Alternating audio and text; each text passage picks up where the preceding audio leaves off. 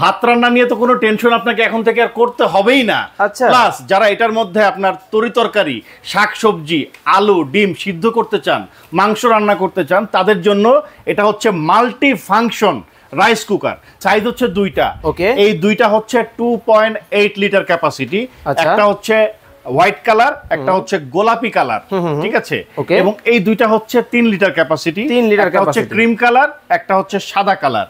এগুলো তো কারেন্টে চলে। হ্যাঁ, কিন্তু ভাই ইলেকট্রিসিটি বিল কেমন আসবে? ভাই আপনি যদি প্রতিদিন ভাত রান্না করেন বা তরিতরকারি রান্না করেন, আপনি প্রতিদিন যদি 2 ঘন্টা করে ইউজ করেন, আপনার প্রতিদিন বিল 10 টাকার বেশি আসবে না। সারা মাস ব্যবহার করলে 300 টাকা বিল আসবে মাত্র সারা মাস। এরকম একটা হাঁড়ি পাবেন, এসএস এর হাঁড়ি। এবং ভেতরে দেখেন একটা থাকবে মেজারিং কাপ এবং একটা থাকবে চামচ। আমি দেখাই দিচ্ছি, এই দেখেন মেজারিং কাপ এবং চামচ। এটার মধ্যে 1 কাপ পানি দিবেন, 1 কাপ পানি দিব, সরি 2 কাপ পানি দিবেন, 2 কাপ পানি দিবেন, 1 কাপ চাল দিবেন। এটা হচ্ছে মাপ, পরিমাপ, ঠিক আছে? আপনাকে মার আলাদা করে ছাকতে হবে না, অটোমেটিক ছেকে এটার মধ্যে হয়ে যাবে। হয়ে অটোমেটিক বন্ধ হয়ে যাবে। এটা হচ্ছে অটোমেটিক। একটা এসএস এর হাঁড়ি পাচ্ছেন, একটা পাচ্ছেন নন স্টিকের হাঁড়ি, একটা পাচ্ছেন স্টিমার, যেটার মধ্যে আপনি শীতের দিনে ভাপা পিঠাও করতে পারবেন, মোমো করতে পারবেন, আবার শাক সবজি, আলু, ডিম ইত্যাদি সিদ্ধ করতে পারবেন।